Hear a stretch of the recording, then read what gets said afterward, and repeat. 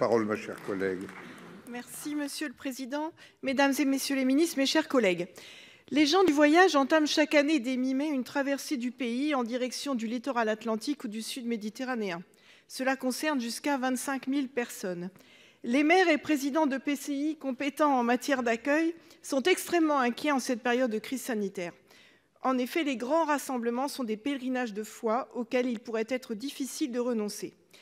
Monsieur le ministre, ces mouvements de population conduiraient à d'inévitables catastrophes que les élus de proximité auraient à gérer, en plus du reste.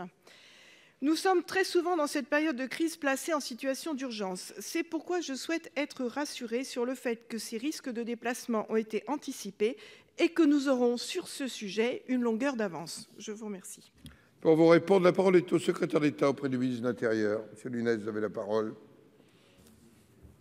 Monsieur le Président, Mesdames et Messieurs les sénateurs, Madame la sénatrice, vous évoquez donc la situation des gens du voyage au regard des mesures sanitaires qui ont été prises. Je voudrais d'abord vous rappeler que dans le cadre du confinement, les gens du voyage respectent, comme tous les Français, les mesures qui ont été prévues de confinement avec l'appui des préfets et des responsables associatifs des gens du voyage avec lesquels nous sommes en discussion permanente.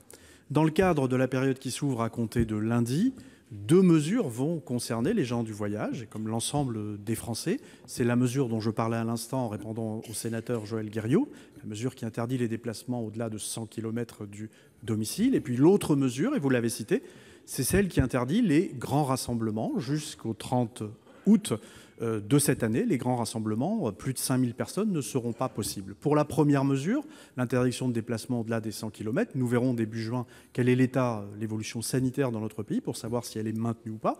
Quant à la seconde, nous savons d'ores et déjà qu'elle durera jusqu'au 30 août et que donc ces rassemblements, ces grands rassemblements, ne pourront avoir lieu. Je ne peux que vous le confirmer. Je pense notamment au rassemblement des Saintes ou au rassemblement de Lourdes qui n'auront pas lieu. Et je ne doute pas un seul instant que nos concitoyens gens du voyage respecteront cette interdiction.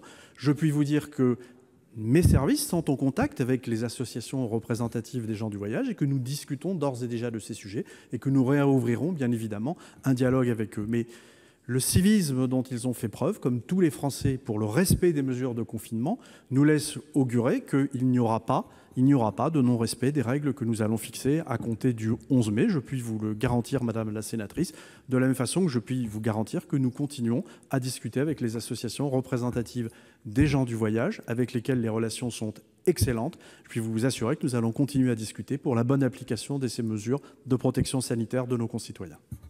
Madame Sollogoub. Je vous remercie, Monsieur le Ministre, parce que vous aurez bien compris qu'il ne s'agissait absolument pas de stigmatiser, plutôt de protéger les populations dans leur propre intérêt. Malgré tout, quand on a été élu de terrain, on sait très bien que ce ne sont pas les arrêtés d'interdiction ni les guides de bonne pratique qui servent, mais que quand les gens du voyage arrivent, eh bien, il faut aller, en effet, vous l'avez dit, discuter avec eux, je dirais les yeux dans les yeux, et j'aurais même dit d'homme à homme. Voilà, donc c'est bien sur cet aspect de la discussion. Je voulais savoir, au-delà des grandes associations nationales, si les commissions départementales consultatives des gens du voyage avaient bien été également sollicitées, si elles étaient opérationnelles pour sécuriser la situation. Je voulais insister sur ce risque sanitaire et puis ce risque pour les familles de se trouver en réelle situation d'errance sur les routes, confrontées parfois même à l'hostilité des populations sédentaires. Il ne faut pas attendre, on a parlé des maires qui sont en grande difficulté, je pense qu'il ne faut pas attendre que les caravanes soient sur la route et le maire au milieu de la route pour essayer de gérer la situation. Donc avec ces populations qui ont ces communautés qui présentent des spécificités, je vous remercie de me rassurer sur le fait que le dialogue est bien toujours présent. Il y a d'autres communautés fragiles. Ma collègue Catherine Fournier nous a alerté par exemple sur une problématique de migrants à Calais. Toutes ces populations rencontrent des difficultés particulières dans cette situation de crise sanitaire et il faut absolument régler les choses par un dialogue renforcé avec eux. Je vous remercie. La parole est